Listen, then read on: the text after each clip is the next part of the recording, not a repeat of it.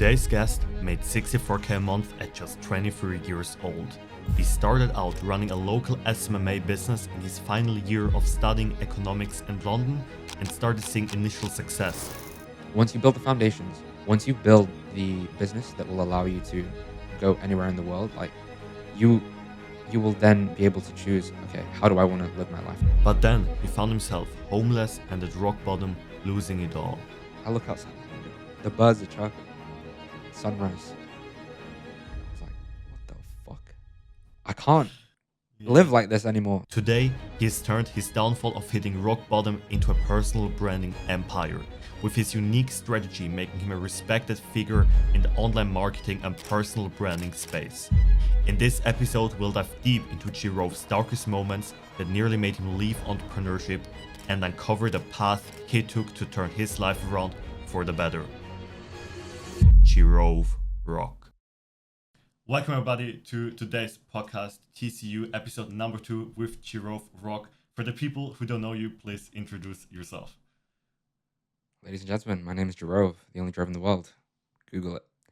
And I have been running a personal branding and content creation agency since 2021.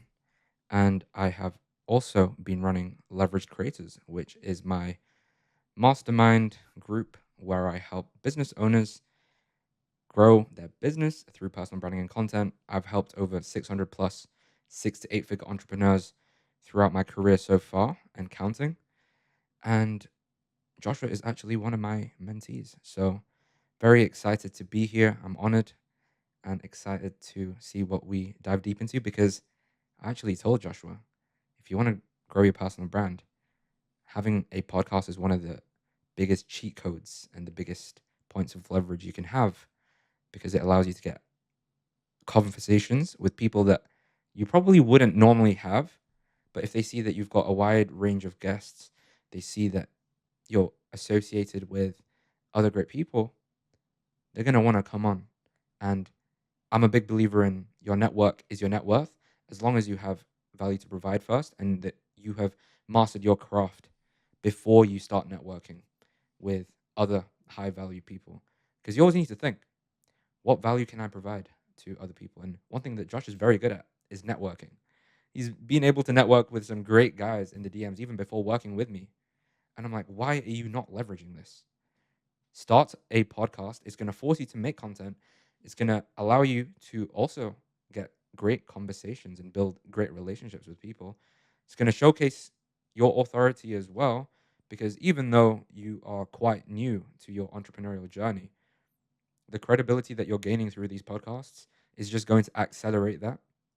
And since people are going to see you with associations with other big people in the space, then you're going to be able to scale up even faster. So I'm very, very grateful that we got connected this year. I'm very excited to continue helping you grow and excited to speak on this podcast, bro. So hats off to you. I really respect that you work very hard and you take action. So you're going to go far. You're a true leverage creator. Let's go. Let's go, bro. Now, thanks for the introduction. So, yeah, to the people who listen, you now should be knowing who Jirrove is and what he does.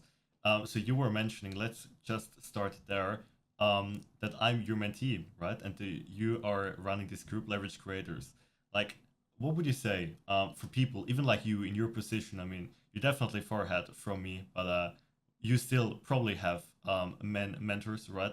But how would you say, how much did that influence your career, and how big of a leverage was that for you to have people who you can learn from on one-on-ones in groups and inner circles? And maybe you can share, if you want, to the people out there who are listening, to probably some groups you were or you did join in the past, and yeah, what experiences, what lessons you got from there.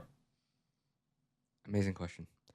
So I have spent over $120,000 on mentorships throughout the past 4 years. And it's crazy to think that I've been in the space for that long, because time flies when you're having fun. And entrepreneurship is fun and also the scariest thing. It is the biggest challenge for people to get into. And once you're in, problems arise. And for example, even when you make your first 10K a month, new problems arise. Your baseline has just increased. And one thing that I've seen when it comes to mentorships, mastermind communities, and me investing over 6 figures into this is it's accelerated my journey and helped me develop my personal brand at a much faster rate than if I didn't actually invest into paying for my seat at the table. A lot of people have very mixed opinions on mentorships. Some people say, like, hey, you can figure things out, everything is free online. Some people say, hey, it's a cheat code because you're able to get access to certain networks. And for me personally, I am more on the side of it being a cheat code. The most notable client that I've worked with was actually my first ever client, Serge Gatari, who is one of the pioneers in our space. And he recently has crossed over $15 million with his business. When we first started working together, and the way in which I started working with him was basically I was too broke to afford his mentorship in 2021 Q4. And I was watching his content on YouTube. And the only reason why I came across his YouTube is because in my first ever mentorship that I invested into, which was £15 ebook community with course modules and Zoom calls, which is insane value for £15. And I had someone from that group post Surge on his story. I was like, who's this guy? You know, like why is he starting to like come up on my feed a lot? Because a lot of people started joining him. This is like in 2021. And one of the guys that was in his group was one of my good friends from the beginning of my journey. I was like, let me check this guy out. And then I started watching his content. I was like, oh wow, like I love the raw, authentic vibe. He's just genuinely just giving value without the crazy production value. And I fell into his ecosystem of, okay, cool, do outreach, get VAs and stuff like that. And I wanted to join his program that that time, and I couldn't afford it. But then a few months later, January 2022, I saw that he was doing a mastermind in person here in London. I was like, whoa, this is my opportunity, because I saw that he was doing a mastermind with one of my good friends, Marcus Hustle, who is now a multimillionaire marketing agency owner right now as well. And me and Marcus, we used to go on trips, and we used to, there was a certain period where we stayed together with a bunch of other friends in London. And this was in my first year of business. So since I had that connection and built that relationship with Marcus, I was like, hey, let me make a Loom video and shoot my shot. So I made a group chat with Marcus and Serge, and I said, hey guys, I'm the king of content. Let me take care of you guys when you come to London. Me and Marcus are good friends. We have spent a lot of time with each other the past year. And at this moment, this was actually when I lost everything, because I had gone broke after seeing my initial success with my first Facebook ads marketing agency. And at this point, just for context, I was actually homeless when I reached out to Serge and Marcus and offered to do them some free work. I was cleaning kitchens and toilets in exchange for free accommodation.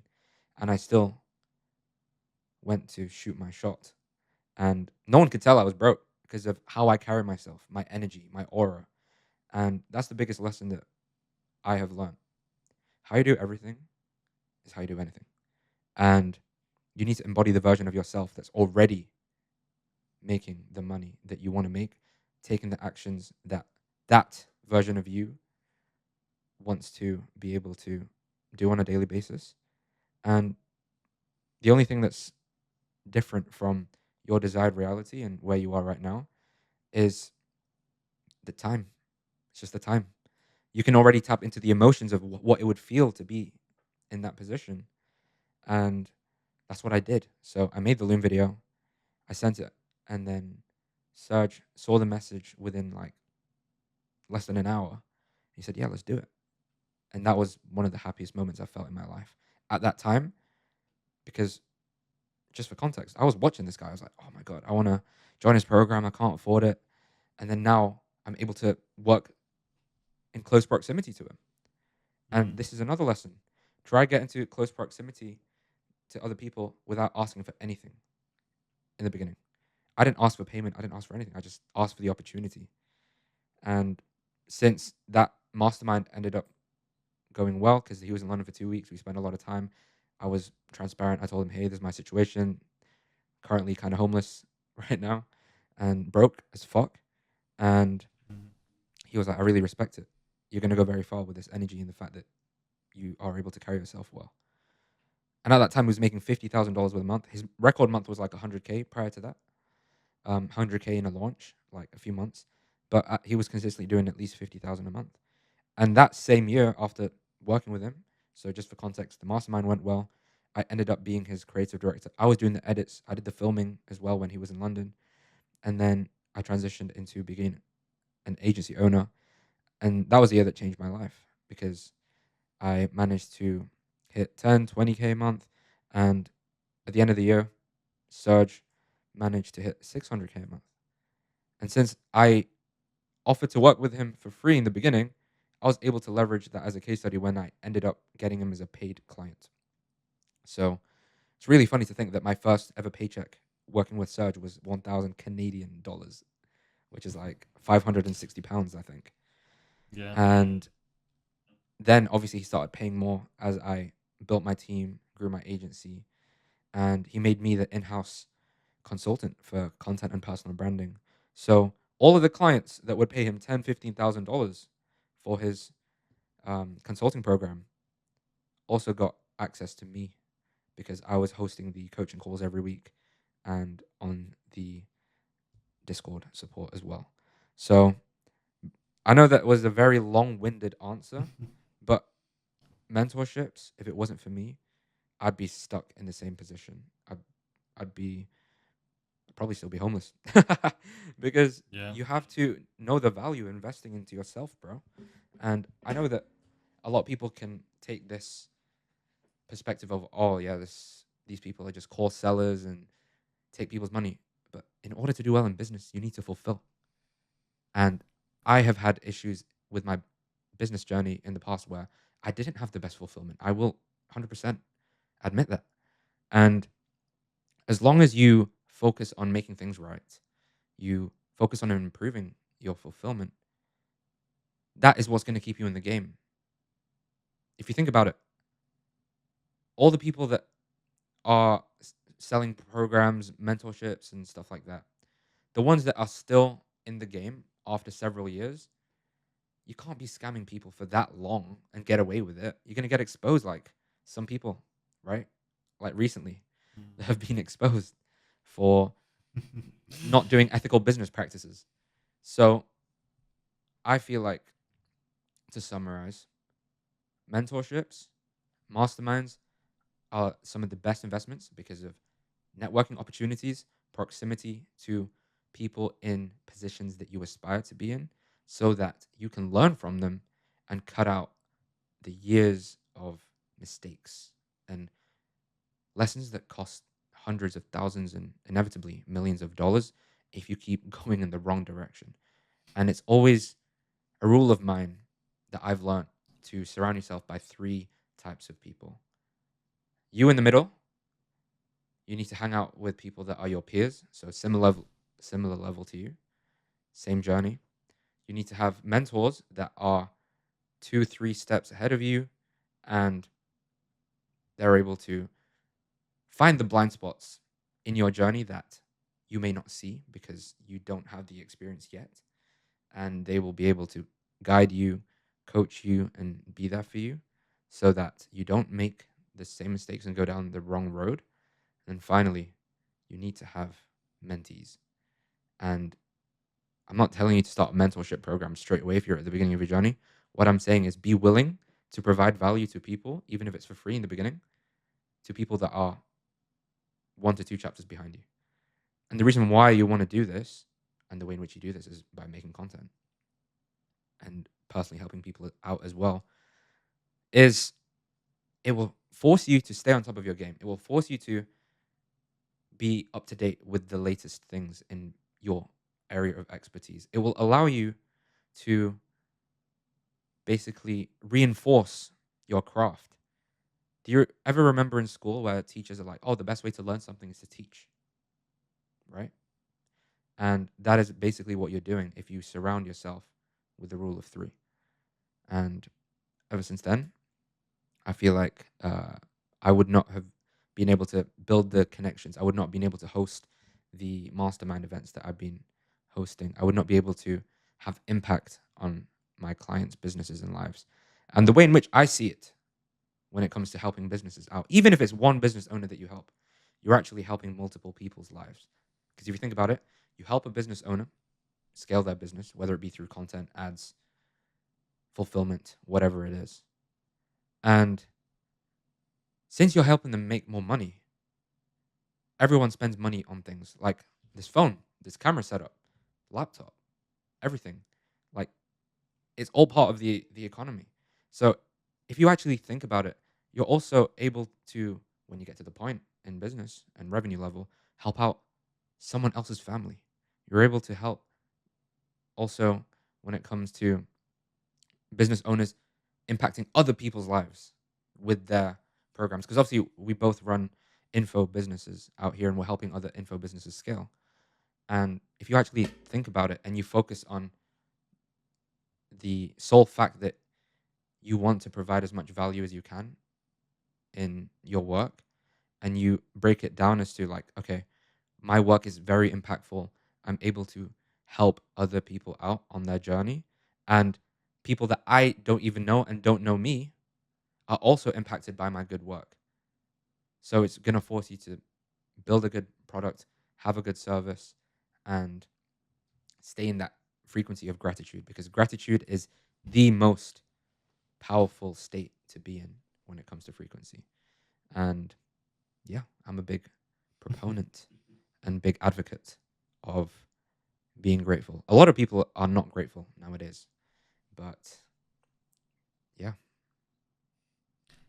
Jirrove, super interesting. I mean, you were dropping a ton of sauce over the Yeah, I past just like realized I've been 12, rambling. My 12 apologies. minutes. My apologies. No, no, I mean, I just want to let you talk. I mean, I don't want to interrupt the whole sauce you're spilling out right now for the viewers out there. So, yeah, now this was super interesting. I mean, yeah, I have a lot of questions back, of course, to this whole, yeah, journey and lessons which you just provided within like yeah, 12 minutes. So yeah, let's start there. I mean, you were talking pretty like I think in the first 4 minutes of this talk, basically, you were talking about that you were homeless at one point, and that people didn't know that you were homeless though, because you just preserved or just still had this kind of aura, energy, just your journey where you were, yeah, just working and doing the stuff, right? So people didn't even have the chance to see that. But how was it for you? I mean, you were for sure, yeah, feeling okay. I'm portraying something, right, which the viewers, or not the viewers, but your people, which you were going out or whatever, probably don't even know, right? What's really behind the colors, behind the scenes. So how was it for you? Would you do it the same way again to just don't tell anybody that you are in the position, and like we go a little bit on the journey of faking it until you make it. I mean, it's not like necessarily fake, but just like a little bit not telling the whole truth, of course, to your. I'm not sure. I mean, we gotta differentiate between friends and just colleagues, people you know from work, right? But yeah, I'm just wondering. In this topic, how was it for you? Would you do it the same way again, or would you change anything? Great question. So what I did was I told the right people. I told my close business friends. I told Serge. I didn't tell my parents because obviously, as parents, you want your child to be safe and be well. And as entrepreneurs, we have huge risk appetites. I have an insanely high risk appetite. I take huge risks, but with great risks come with great rewards as well. So I'm glad I documented everything as well. Because now, whenever this gets clipped up, I can just showcase the B roll of me genuinely doing what I said, because I never faked anything. I just chose to speak my truth and build my personal brand and showcase my expertise and lead with value. because it didn't serve me at that moment in time when I'm in the struggles to share, like, hey guys, I'm homeless, come work with me, let me scale your business. Yeah. Ain't no business owner gonna trust the homeless man. But to be Yeah. fair, I actually did tell Serge, and he was my first client, and he trusted me. But Huge that was a respect. different scenario. But I'm not gonna plaster it over social media, right? I will only be transparent with the right people with my current life situation, because I feel like you shouldn't reveal all your cards ever Would in life would you and business. would you recommend to viewers out here when they start their personal brand and not have uh, already created content before? Would you say they should portray in which situation they are and use it as a leverage to grow via an emotional and relatable way, or would you say they should just tell 80 or 90% of what's going on, but not everything? Great question. True strength comes from vulnerability. And one thing that I would recommend is, if you are a content creator in the beginning and you're trying to showcase your story, I think there is a lot of power in documenting your journey from the beginning. And I've seen creators now say, hey, I'm not making the money I want to make right now. However, this is the direction that I'm headed into. That angle, I think, is great. And that will allow people to connect with you and relate with you on a deeper level in comparison to if you try to paint out a picture perfect life. And I've Mm. even been vocal on my personal brand lately since I started posting again. I was like, yeah, I was in a rut, and this is how I got out of it. This is what I'm doing. And building your personal brand is the best form of accountability, because people are watching. They may not comment, they may not even like, but they will view your content. And if they see the natural progression that you have, whether it be your business peers, your childhood friends, your family, if they see that you're showing up consistently, people really respect that. And I noticed that when I started posting again after my hiatus, after a few months. A lot of people were like, oh, it's really good to see you posting again. Please keep it up. And I'm rooting for you. They may not comment on my stuff, but like if I speak to them, like, hey, I've really been enjoying your content. I really resonate with it. And you always need to have the mindset as well that even if you don't get the engagement that you want, always have the perspective that your message is being heard, and always have the goal of, let me at least impact just one person. Kind of like how we are on this podcast right now. Just imagine that I'm speaking to just one person. What advice? What would I share? How would I speak to this one person? And I feel like the best content is also true, authentic, genuine, and conversational. Do you ever notice when you are speaking to a friend or a client and you just get into flow state and you start spitting some crazy game, kind of like how I am on this podcast? Hmm. Yeah, of course. Conversations are the best way to get it out of someone, Mm. the best way to get value out of people. And yeah, it's just a great way to do content. So, long story short, with the question that you had, should someone share their current position? There's a time and a place. It really depends on the scenario, but showcasing parts of your vulnerability and being true and authentic, I 100% do recommend, and it helps because at the end of the day, humans want to be with other humans in terms of build that real connection instead of seeing someone on a pedestal and seeing someone out of touch. It's kind of like how when Iman Gaji is sharing his story and a bunch of other people like Alex Hormozy, people can relate to them because they talk about what it's like to be the viewer because they've gone through that, and Mm. it feels like they already are friends even though we've never met Alex Hormozy or Iman Gaji personally and spent a lot of time with them, right? So that's what I would say. It's a really good way to build relationships with your audience. And the final thing I wanted to add is, in order to really do well with an online business, you only need 1,000 true fans to build a multi-million-dollar empire. That's what Russell Brunson preaches, and I highly agree with that. You can build a six-figure business with like 20 people that are your true fans. And what I mean fans, it doesn't necessarily mean like fanboys or fangirls. It's just people that really are able to get value from you. You're able to help them with transformations, and you're able to provide a ton of value. So, yeah. Super interesting. You were mentioning Imagachi and Alex Hormozy, and how viewers can just see their story. So what I just want to add there, just for the viewers, so probably if you're just starting out, so you probably have a bit more information about this. What they did and why you most likely watch the content or like to watch it, is because they documented their journey from such an early age. I mean, Alex Hormozy documented when he was just building his first gym, was sleeping in this gym, right? Had basically no money, just started out. Imagachi, we saw him also in the gym with gym videos, funny enough, that it's pretty much the same. Although Imagachi didn't have an own gym, he was just training and just documented that. I mean, I think, I'm pretty sure that you can still see Iman's videos from back in the days, that he didn't, made them private. So that's just super inspiring to see. I mean, that was like nine years ago or something, right? So yeah, it's just like, Yeah, over a decade.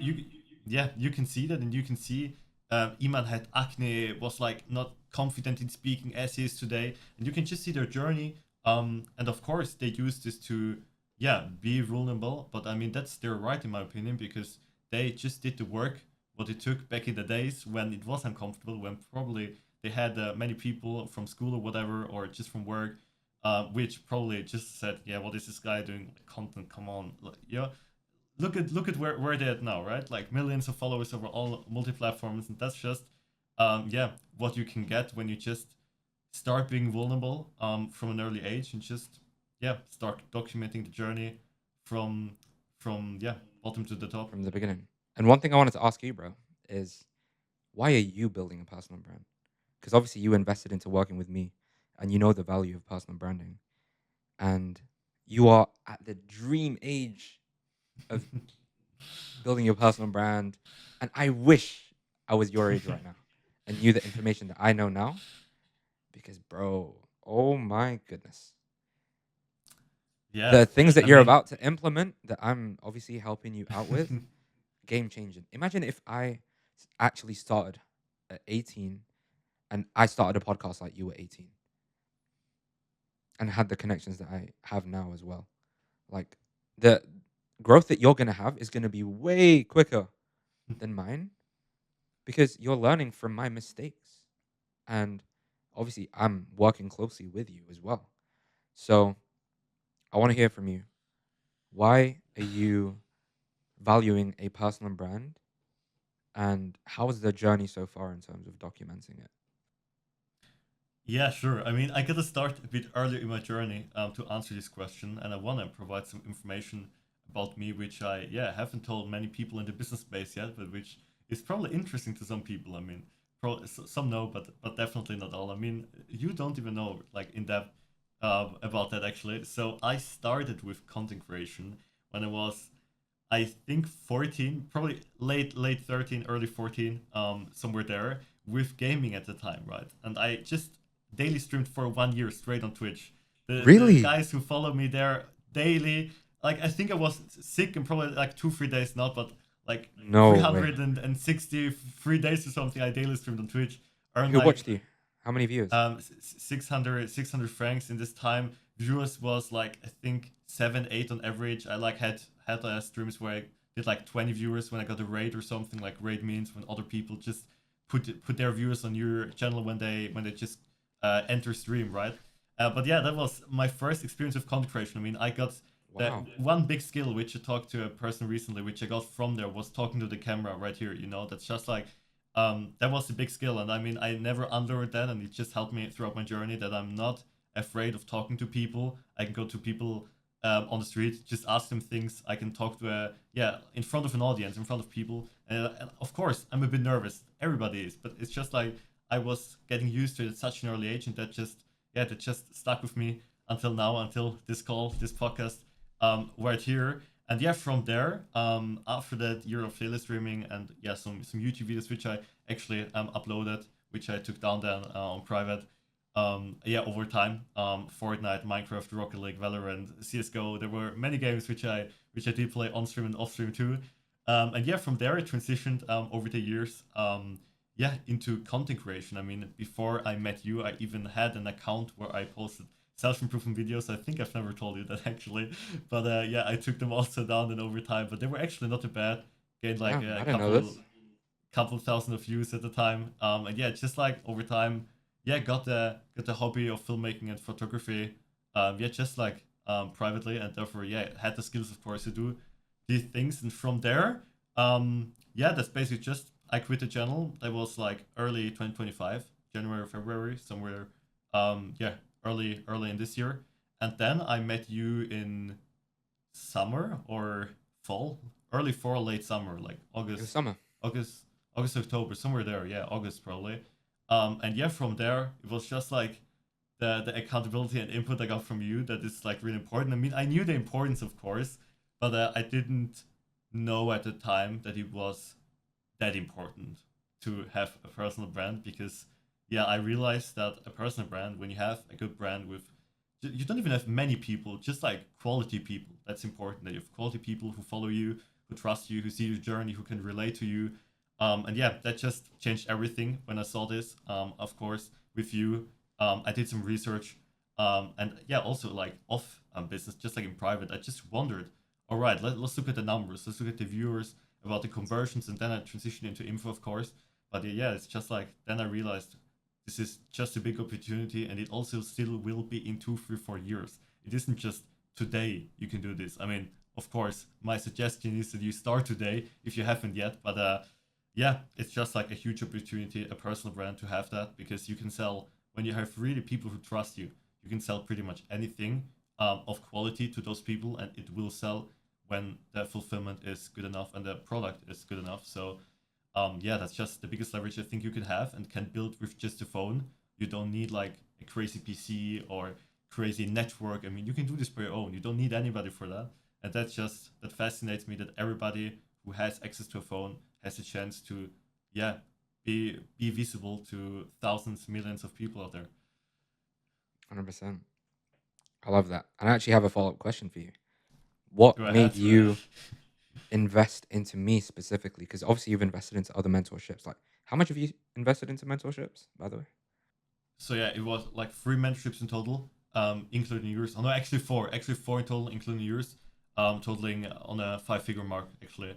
So yeah, that there was the amount over the past 2 years. I think I invested the first amount 2 years, like 1.5 years ago, and since then, yeah, it was 5 figures, a bit over 10k Swiss francs.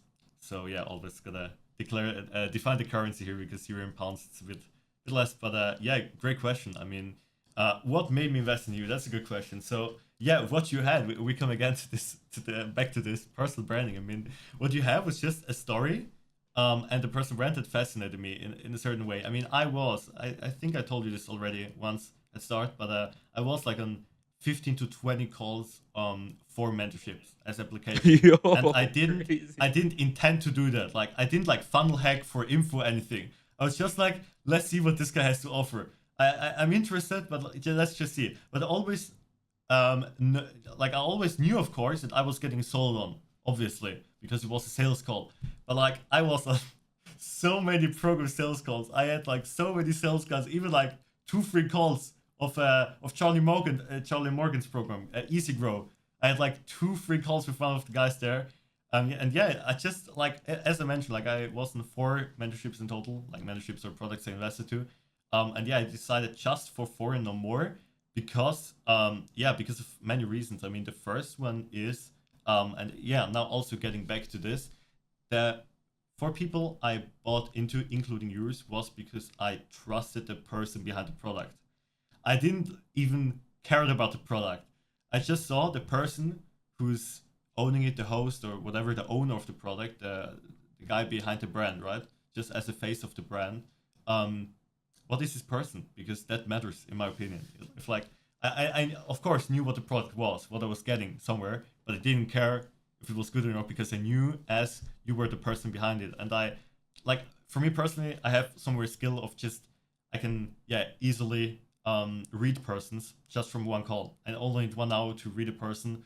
If he has good intentions or not. And yeah, you were one of the guys where I knew it was the right thing and the right gut feeling in the end, and therefore I invested into you. And I mean, I'm not regretting it in any way. For people out there who are interested in just getting their business scaled, and just getting help one on one from a person who has experience more than you. It doesn't necessarily mean like he can help you in every task, but what Jirrove has and what I also just realized more and more over the time was you just have a ton of experience in the business space. You've met a ton of people, a ton of high quality people. You learn skills from them, plus your skills of which you already learned, and that's what's making you so special. For all the people who are in a similar situation like me, having probably a business, starting their brand or whatever. So yeah, Jirrove is definitely the right man, and I don't regret anything. No, I appreciate that. I really appreciate the kind words, and you're a great student because you implement fast, which I really like, and you ask good questions as well. And one thing that you've said previously as well is you said it didn't feel like I was trying to sell you, right? I've gotten that quite a lot. So what was your experience in terms of that process? That's a great question, Jirov. So, when I was on that call um, with you on the sales call, what I did there was just starting listening to you, right? And when you basically you just didn't have the intentions to get the money in the end. It was just like also for the other three people I invested to, they just weren't here for the money. They weren't here to they were here to help me in the end, and that was just the most important thing because that's also the goal for me, of course, further down my path to just help people and don't really care about the money. The only thing why those people charge, including you, was just to have the certain investment from, in this case, my side. So I am invested into it, and I don't care about the product. I mean, for example, imagine this: when you're downloading some kind of free guide, when you reply to a video on Instagram to a reel with story or whatever, then you get some kind of free guide, free access to a course or something. I mean, there are people out there who offer this. I mean, I didn't even watch it. I didn't watch it at all. Like I clicked through this and that. You don't get any value from that. I mean, I know this from personal experience. I'm not sure if it's the same for you, but for me, it's just like I realized that, and therefore, I just saw, hey man, Jirov is here not for the money, but just to help me on my journey, and that's just the feeling I got. And therefore, I decided to do it. And as I mentioned, I'm super happy with it, and would do it definitely all over again. But yeah, also advice for the viewers out there: you will get the most value, and 97% of the value just from products which you buy, not necessarily because they have 97% more value, but because you invested in it. And that's what's many people don't realize this, and didn't realize this for 1.5 years at start, 1 year actually, and then I started to it started to click and made sense afterwards when I did it. No, that's good. I'm proud of you, and I'm excited to see your growth even more. And just to kind of summarize, this is a perfect example of why you need to build a personal brand because people pretty much sell the same features. There's so many hundreds of thousands of agency owners or personal brand consultants or growth operators, whatever name you want to call it. And at the end of the day, people buy from people that they know, like, and trust. And it doesn't require you to go viral, which is what I preach. Because as you can see inside of Leverage Creators from the people that you've networked with as well, there are some people that aren't viral and they're printing like crazy. And there are also some people that are still printing with a bigger audience, but they're still looking to be more efficient with converting that audience. And at the end of the day, as long as you're providing value, you will always get compensated for it.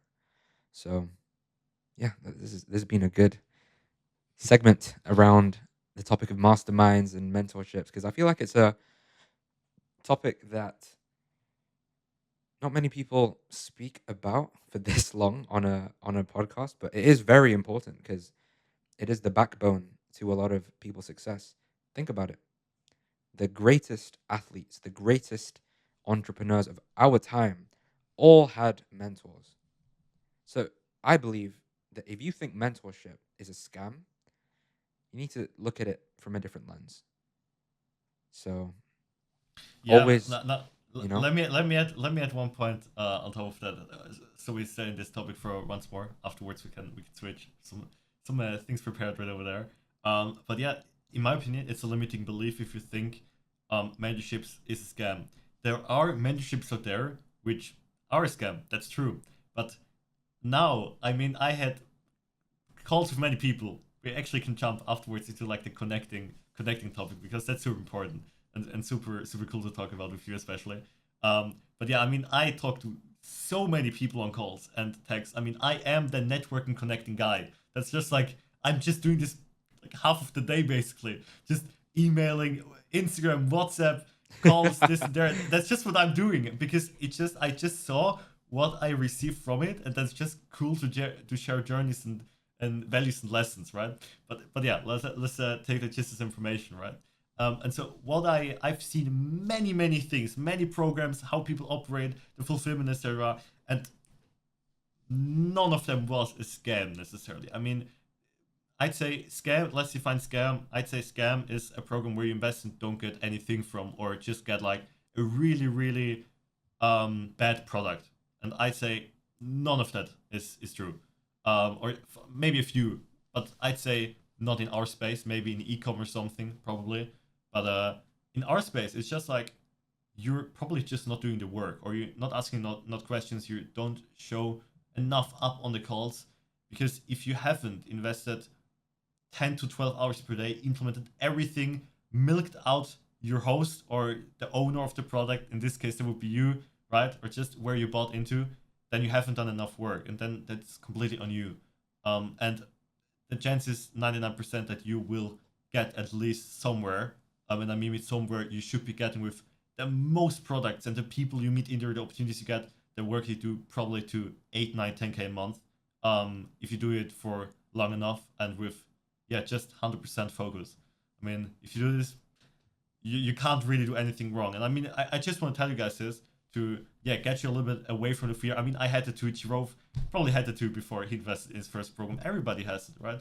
But you will see, and you don't need to invest in a program which costs 10K. I mean, 2K for the first program is by far enough, right? And then we just see there the people you meet, and just what you get from there. And afterwards, you have the feeling to further mentorships. How you're gonna yeah, in which ones you're gonna invest, in which people you trust, right? But yeah, if you trust the person behind it and the guy who owns the product basically, then I'd say you're on the right path definitely. But yeah, I mean, I just want to jump onto a little bit of a different topic, which is correlated to this one, but not the same. That is connecting and networking with people. I mean, you were pretty much the Joshua right now, 2 3 years ago probably, where you just networked and everything. I mean, that was also your start somewhere, right? To just meet up with people, network with them, and that's what I'm basically doing. Not because of you. I mean, I did that beforehand, but that was just in my nature as I'm a big extrovert, as I just like to talk to people, right? But yeah, let's talk about that. I mean, Jirrove, for you, how was it at start? I mean, would you say it was the biggest leverage you had on your journey that you got to know so many people on your journey? I mean, not like when you were homeless, of course, but like afterwards, 10, 20, 30K, bro, the first ones. even Would you say, before that scenario, I had already networked. Throughout my whole life, I've always been known as someone that is known, even in school, even in university. I've always networked with a wide range of people because like in school, there's the cool kids, there's the jocks like in the American movies, the sports people. Then there's people that are kind of like yeah. geeks and are looked down upon by other people. But like me in school, like I was the guy that was friends with everyone. Like in terms of I got along with everyone. Mm. But obviously there's this is the sad part about my life. This is kind of getting deep. I don't have a best friend that I've grown up with since I was a kid. Well, like we've been in the same friendship groups and we've do you know, like in the movies, right? Where you've got that one best friend that you've done everything in life with, and that friendship group with like a bunch of guys and girls, like in the TV shows and the movies where you do fun trips and holidays and vacations together and stuff like that. I don't have any of that. And this is the blessing and the curse of just being connected with so many people, because I'm so busy on my personal life, but at the same time, I've built so many connections and close relationships with so many different types of people. And back to what I was saying, like when I was at school, there were like some people in my school that were seen as like geeks or kind of like losers or whatever, but I would still treat them with respect. Like, I'm not saying they're a loser or anything, but other people saw them as that, but I didn't see them as that. Like, I was cool with Yeah. them. And because you never know like how people end up turning. You've seen those stories in the past where it's like, oh, the kid that always used to get bullied now ends up becoming, you know, some crazy Yeah. entrepreneur, or like doing Of something cool in course. their life, right? Yeah. Which is why Yeah. I believe in treating everyone with love and grace, and that's a principle that I've just been taught by my parents, which I'm very grateful Mm. for having that good upbringing, and treating everyone with respect. So back to what I was saying, even when I was in university and I first started my business, networking, there's different types of networking, right? There's different stages of doing networking. At the beginning of my journey, the biggest, best investment I had was that £15 ebook community. So shout out to Arslan Khan, who was my first ever mentor. He's a very successful Crazy. entrepreneur from London, living in Dubai since like 2020. That group was like, if you take a look at where the people are now that started off in that group, so many of them are successful entrepreneurs right now. It is insane. From a £15 ebook community. And the only reason why I joined is because I couldn't afford Iman Gaji's program, and he was the first person that I came across. And I'll actually go into the story of how I got into the online space. But let me finish this first.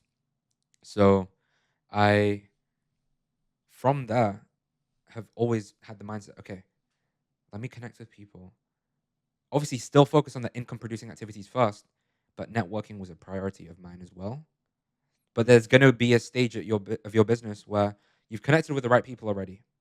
You're making decent money now, and networking is going to be a net negative to your time, because you need to focus on growing your business. So many people make the mistake of feeling productive when they network. There's a time and a place. First, Mm-hmm. obviously, build your business, be really good at a certain craft, at whatever it is, and you will see networking opportunities will come to you, and you will attract opportunities instead of you trying to chase connections. But I Mm-hmm. believe you should do both. Still reach out to people, but make sure that you have a tangible skill, and make sure that you're genuinely good at what you do first. And then you can start networking with other people that are like in bigger leagues and stuff. If we're gonna, put a hierarchy slash tier on this, because since I've done the hard work now, whenever I try to connect with someone, there's a very, very, very high chance that they respond and I'm able to connect with them. Because if they look at my profile, they see who follows me, they see the mutuals. Mutuals are so important when it comes to personal branding on Instagram, because they see that the people that you're associated with. And I am connected with a lot of the biggest people in our small info space, which is a blessing, and I'm very grateful for that. But that would not have been possible if I Mm-hmm. didn't do the hard work first. It will compound in the beginning. Just network with people, and either your mentors, like invest into them, and also people that are in the community. That's how I would network first, and then I would branch out after I've established my business. Yeah, I actually got just a really quick question for you in between afterwards. I think you were, yeah, going to explain a little bit about your backstory and how you got to all these things which we were just talking about, right? But actually, a quick question in between, which is I think super important for the people out there. Uh, my take on this is it's regarding sacrifices, because you were mentioning you didn't have like, or you wish to have a really really close friend when you yeah, when you were known by all but not super super close by some, right? I feel like it's a bit of jack of all trades, master of none kind of thing, because you were known by all, but you didn't have like the whole skills or the closest friends, right? The thing is, what I would say on our journey, or especially I can speak from my journey first. I mean, I'm asking you afterwards that's a question how that was for you. But for me, um, I had in school before your business, pre-business, I had a best friend. Afterwards, since it was in business, I still have like two people, like actually no, only one guy, which I still know from back in the days, which have contact then and there, but also not too much anymore. And then yeah, also no friends anymore. Like currently, can be completely open and vulnerable here. No close friends, but that's for me a sacrifice I take to achieve my dreams, because one dream of mine, which I'm gonna achieve at some point in my journey, is to have my dream close friend circle. So I defined what values they should have, these kind of friends, what they should be doing, like not exact work wise, of course, but just like just how they are operating in life, right?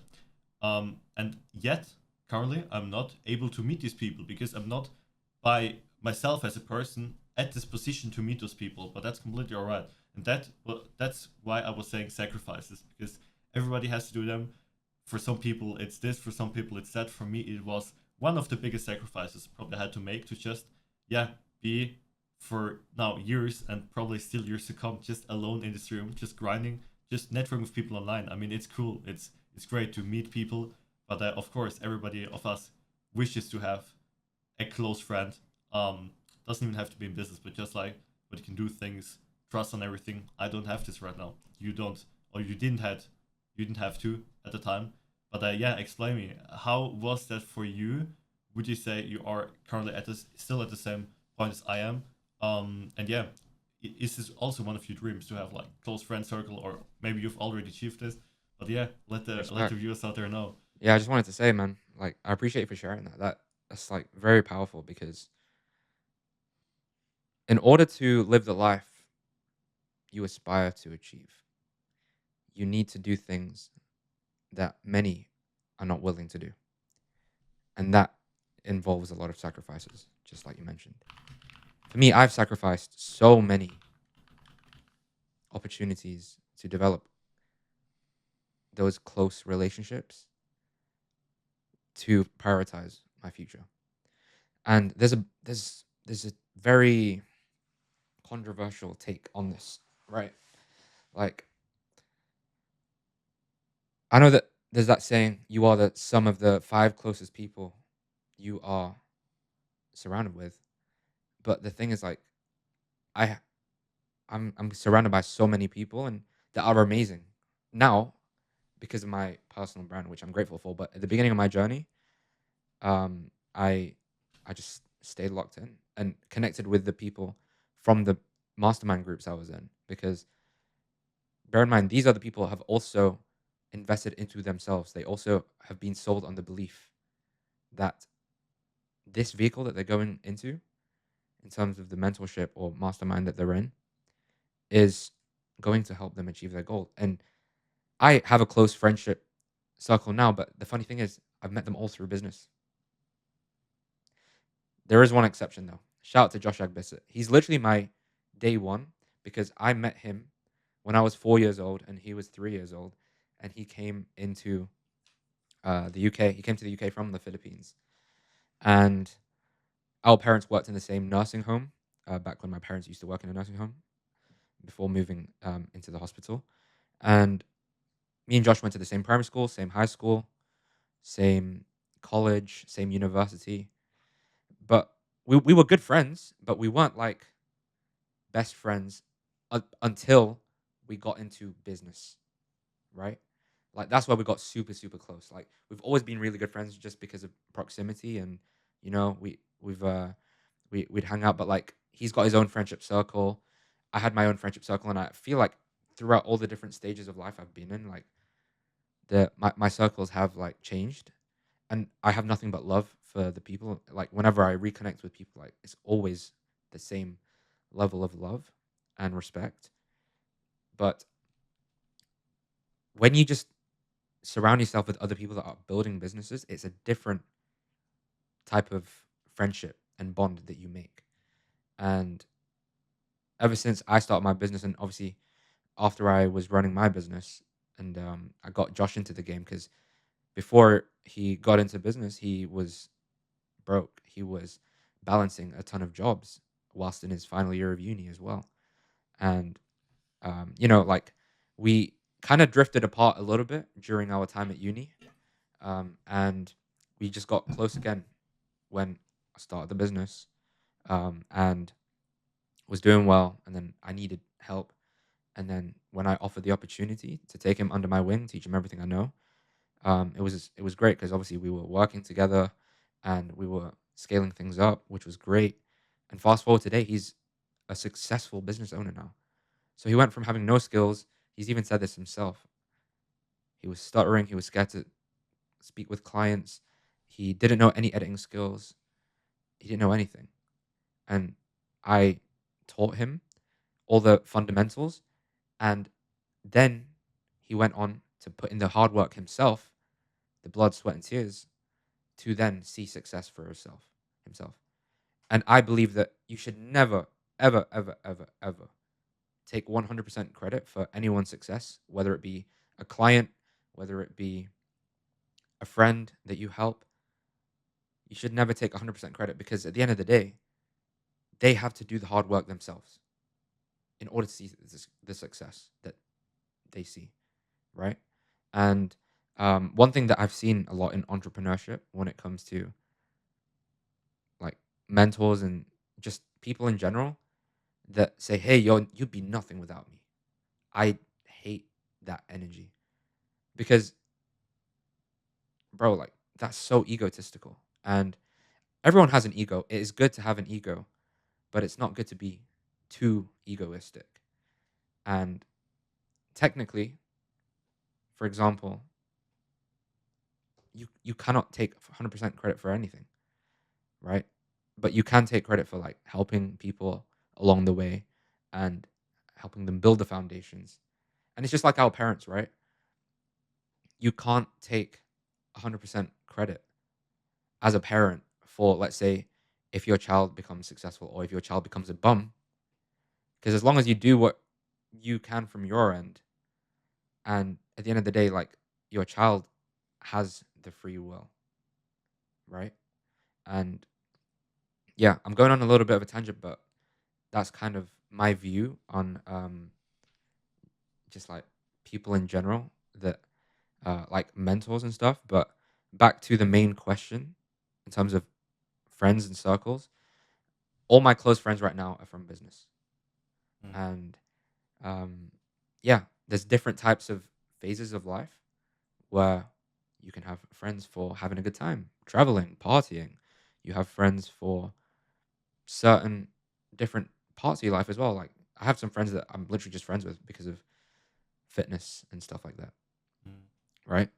So yeah, like, that's what my take on it, in terms of like building your dream circle. It will come over time, and especially with you you will find that as you continue to grow, like, your closest friends are going to be the ones you don't grow up with. But I've been very lucky that Josh has been someone I've grown up with. It's a very rare thing, but when it comes to the rest of my friends, all online through business. No, that's super cool to see that you at least could take up one with you. Or I mean, of course, he did his own work, but that's yeah, just so cool to see. What I would also say is it doesn't get easier if you're on this journey to meet or to allow to have close friends. Because for me, what I developed is such a low trust in people on this entrepreneur journey, because I saw what people do out there, how ruthless people are out there, in especially in business and stuff, and that just develops like a big shield around you, where you just takes years for me to have like a new best friend, right? And that's just how it goes, right? For me, um, and yeah, especially also to meet new people It's just I have so high expectations and everything to meet these kind of people that it's just like that takes not weeks, not months, probably years to just stay in contact to have such a new guy, right? So that's just like for me, yeah, which I developed on this journey, and which I think and I see that many other people have this too. Just a few friends, and just that grows over time. Let's actually jump in a little bit to a topic we wanted to talk about like 20 minutes ago, God and that was a damn. little bit. Yo, we've been speaking for a minute, bro. Wait, Yeah, what bro. time are Like we on? we are right now on We're on one like hour 5 minutes. one Yeah, hour, 5 minutes. God damn, we're just getting yeah, bro. started, bro. We've been Holy. cooking, bro. No, Good it's job we like went for a walk before this because it's already dark yeah, outside now. yeah. It's like we definitely needed this fresh air for this, but it's no, it's really going great, and I'm really happy. So yeah, actually, what I want to talk about, and I think what also is super interesting for the people out there. I mean, you talked in other podcasts definitely about this, but yeah, let me ask you, like, you grew up in England, or was in the Philippines, and you moved to England at an early age? I moved when I was 3 years old to the UK, and I still remember being in the Philippines when I was before I moved because I have a very good memory. Like I know it sounds crazy and hard to believe, but I remember being 1 years old, 2 years old, still to this day, because my grandfather he passed away when I was 2, 3 years old, and I remember that day very vividly, and I still remember days where before he died, like he would look after me and stuff, and yeah, like I've I've had a very crazy life. Not gonna lie, a lot of low lows, a lot of high highs, but that's what makes life beautiful and unique because we would not be able to enjoy certain phases and certain parts of life if we didn't go through a lot of pain, sacrifice, and suffering, which is why entrepreneurship is very rewarding once you start seeing the results. So, yeah, I was born in the Philippines, Manila. I was born in a area where it was known for its pollution, its crime rate, and I come from a good family in terms of like support system, but I don't come from wealth. And I am grateful that at least my parents made the sacrifice of their youth to have me and move to the UK because they were very young. My dad was 22 and my mom was 24 when I was born. I'm 25 right now. I can't imagine having kids anytime soon. When Yeah. I was when I was 2 years old, my dad was 24, which is insane. So like at my dad's age, like at my age now, when my dad was my age, I was already 3 years old, This is which is crazy. crazy. Ain't no ain't no mini Jirroves running around. No Jirrove Ain't no Juniors. mini I mean, giraffes. maybe some that I don't know of. No, I'm joking, I'm joking. But not anytime soon, right? And I'm very grateful that my parents sacrificed their youth because they could have aborted me, right? But they actually Mm, were married, and I wasn't born out of wedlock, which was nice. And yeah, it kind of forced them to take the sacrifice to build a better future for the children, which is me and my brother. And they moved to the UK. They sacrificed so much, but I'm grateful that they did because I would not be in the position I'm in otherwise. I'm always forever grateful to my parents, and I'm grateful to God as well because I'm a big believer in God, and everything He has for us is planned. And obviously, you are the creator of your own reality as well. But at the same time, what's meant to be, God has already planned out for you as well. And that's why God is in within all of us because we have the power to create our own reality. And one quote that I love from Nero Knowledge, shout out to Nero Knowledge, is how can you expect to create your own reality if you can't control yourself? How mm, can you expect to create your own reality if you can't control your own reality? And that's to expand on that with regards to, let's say, you can't control being disciplined, or if you can't control bad habits, how can you expect to make the money you want to make if you can't even control the simple things as well? So you need to obviously focus on your environment. But, anyways, too many side tangents. My apologies, guys. But I moved to the UK when I was 3, and then I grew up here. And I'll be real, if I was born in the Philippines and obviously stayed there and grew up there, I would not be where I am right now. And that's not to discredit Philippines. It's just that moving to the UK, there's a lot of opportunity for people like myself from the background that I have to grow. Because in the Philippines, you need a lot of money if you want to have like a good like upbringing in terms of you need to come from a rich family, and it's very hard to escape the wealth level that you're in if you don't know the right people. But here in the UK, like I'm forever grateful for this country because education system is great, opportunities are great, and just being able to be in the proximity of other people. Like for example, I'm grateful that I grew up in the UK because everyone wants to make a trip to the UK. Everyone in the online space wants to make a trip to London, and all the cool things in the world in terms of events outside of business take place in London as well, right? Whereas, Mm, for example, you at the beginning of your journey, it's a lot rarer to see other people in the online space, right? But for me, yeah. I can meet other like-minded entrepreneurs just by, all right, I want to make a trip into the city, and I'll just make a story post, Mm, or I want to, um, you know, link up with other entrepreneurs, and that they're like within my reach, right? So that's why I believe in proximity in all aspects of life and entrepreneurship growth as well.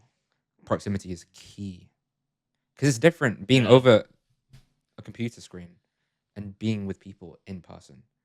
And that's Mm, why I love having leverage careers because I make an effort to meet my clients. We're going to meet soon. And let's go. this is why we do what we do and why I do Yeah. what I do because if I'm gonna scam people, I don't want to meet them in real life, right?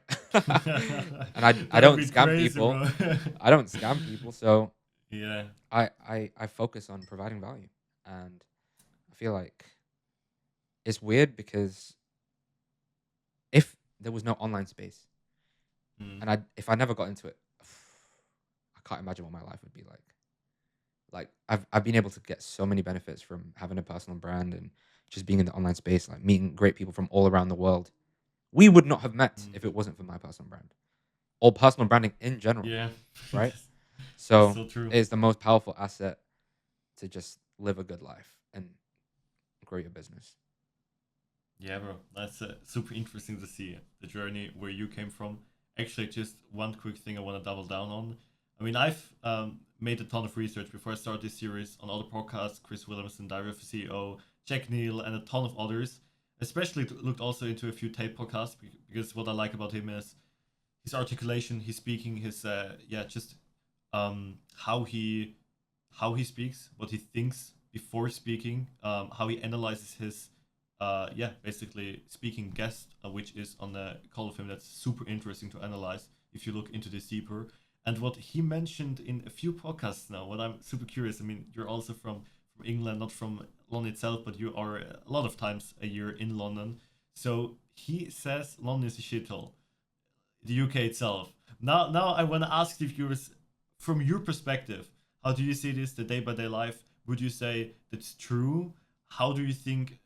Did he mean that? In which like terms? Probably not like as a whole, but probably in a detail. But just how's your opinion on that? I mean, you're living there. Tell viewers how it is over there in the UK. Great question. So obviously for someone like him who is well, he claims to be a billionaire, but he's definitely like a nine. He's generated over 9 figures, right?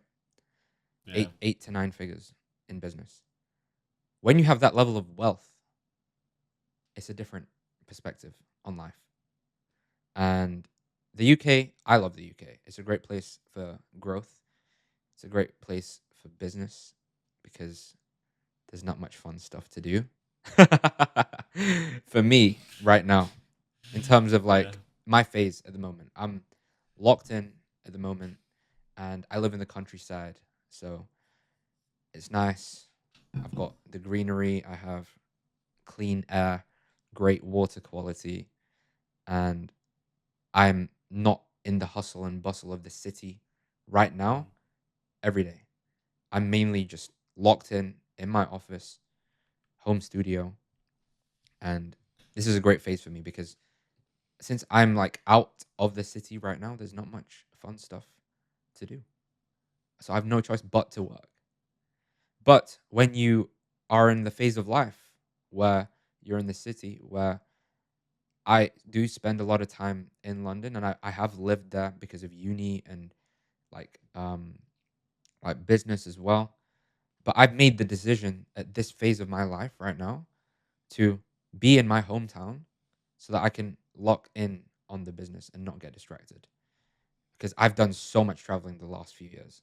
And traveling is great, but since I'm restructuring things on my end and changing the way in which I operate in business, and just for context, I'm trying to build a more leveraged model that will then allow me, once I'm done with this phase and building all the things I need to build, to travel without it affecting my growth. Right. But back to what I was saying, UK is is great for the online space if you've already made some money so that you can actually like meet people in person. And I've definitely created so many business opportunities, not just for myself, but other people in our online space that are in the UK, in London, just because I'm great at connecting people. I'm great at being able to bring people together that won't usually make an effort to go out their way to meet. I'm always known as the connector, and I'm Mm. grateful for that. And it's a great skill to have, and it is an honor and a pleasure. So, yeah, since I've been traveling a lot the past couple years, every time I've been in London, it's it's I like London. It's cool. A lot of people have mixed opinions. Obviously, the weather isn't the best at this time of year because right now it's like November, first of the month, crazy. And for me, I prefer the sun. Like if I had a choice, I would not be here right now. I'd be somewhere sunny during the winter. Like this time last year, I was in New York and Australia and Philippines during winter, and it was great. But this time around, I wanted to tap into the same level of urgency I had at the beginning of my journey, where I had nothing else to do but work.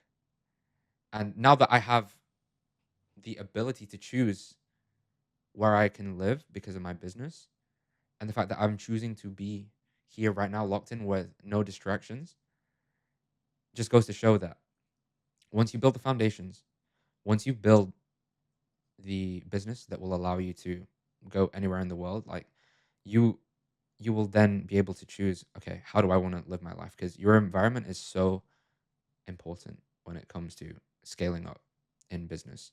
And it's funny because I saw Serge's piece of content the other day on his Instagram, and he says, "Oh, people always question why I'm in Canada. I make so much money. I make millions of dollars. And the reason why I'm still here in Canada is because there's not much I can spend my money on besides working." And that's why he's as successful as he is right now, and he's going to continue being successful because when you get to a certain stage where the materialistic things don't impress you as much and you genuinely have a love for the game of business, you don't give a fuck about, you know, living in some crazy lavish lifestyle, which I have lived that.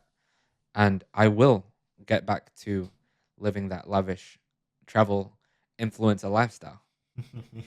I want to live Yeah. this I want to live the streamer lifestyle, but right now I want to lock in. Mm. So What UK is what great I, to lock in.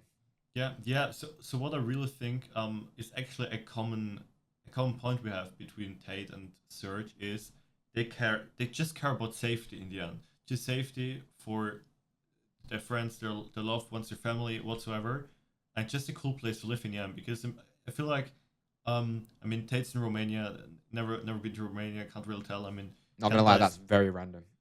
yeah, yeah, Yeah, it is. The thing is, I think he's a smart man. he's smart. We I we know can why he's give doing him it. that, right?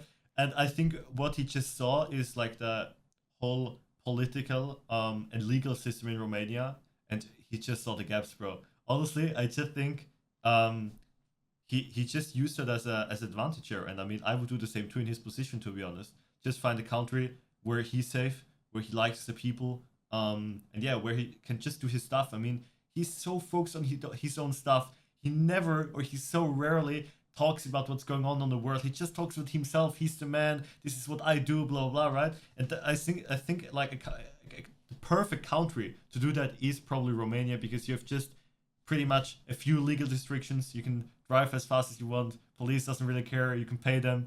You know, it's just like it's many advantages. Like Switzerland is probably like, of course, the countryside looks pretty similar, but I mean, the legal system is the probably the like complete opposite of it, right? Because we have here like so many rules, so many restrictions. I mean, it's safe, but yeah, it's just like you're fairly limited when you're a person like him, especially with his influence in the end, right? But yeah, I think like Serge just live his life where he likes it, and I mean, I respect it because when when you're safe at the place we're living and just want to live life. I mean, you can travel anywhere from anywhere most of the time, right? So he can travel from Canada to pretty much all over the world, right? And that's like yeah. I mean, I would probably do the same too. Here in Switzerland, not sure though. But yeah, we will see. We'll definitely see. Like currently, I'm really in the phase like you are right now. Just hometown here, locked in. Yeah, just grinding on everything because the second you're starting to travel, there are a ton of other things you're doing besides working. Networking, Yeah, and unwinding, experiencing filming. life. Exactly. Yeah, yeah. Because I mean, when I'm at a new place, I want to see the country, the city I'm in. Of course, I'm not like there to just work 24/7. That's just how life is, right? But yeah, I mean, you have phases where just I talked actually with Casper on the first episode exactly on that. There are just phases in life where you gotta lock in, and phases where you can still yeah, just travel and stuff. I mean, that doesn't mean you don't work an hour a day for multiple months, but it just means that you can, yeah, just take some time off then and there. Yeah, just see the city, see the country, and just have some cool stories afterwards. Film some cool stuff. Do what you like there, right? But you always gotta have that clarity in your mind to see which phase you're in. And yeah, just which direction it's going and what you gotta do right now. Because when you don't have that, you're fucked. But I feel like pretty much we all started to develop this skill over time, of course, as we realized when we weren't doing the right stuff. Yeah, where it's going. But yeah, it's like super interesting to see your whole backstory. I mean, yeah, I'm actually gonna link the podcast where we talked actually a bit more in depth about that. I mean, we talked over so many other topics. I just don't want to duplicate like your whole backstory because I mean, people can see it there. But yeah, we touch you definitely, and yeah, it's just super inspiring to see you from the Philippines. Yeah, moving at 3 years to the UK, and then from there, just yeah, struggling from from which age did you start with business? Like the first step into the business world? When was it? Pandemic. It was when Pandemic. COVID happened, and I'll give a brief story right now. Yeah. So the way in which I got into entrepreneurship was during my second year of uni. I studied economics. The pandemic hit. I was 20 years old, and it's funny because I still remember the day in which lockdown happened in the UK, because 1 weekend prior to that, I was partying in Paris during Fashion Week with my friend. Crazy. And this was Side whilst I was at quests. uni, and I was broke. Just for context, I was broke. My friend had friends in Paris. He comes from a very wealthy family, and he looked after me. So I'm very grateful. Shout out to him. And yeah, anyways, pandemic hit. Then obviously this was like March, and then we had all the time in the world to just do whatever it is. Besides online school and online university was just like just a joke. But obviously like Zoom calls and then doing assessments and doing assignments.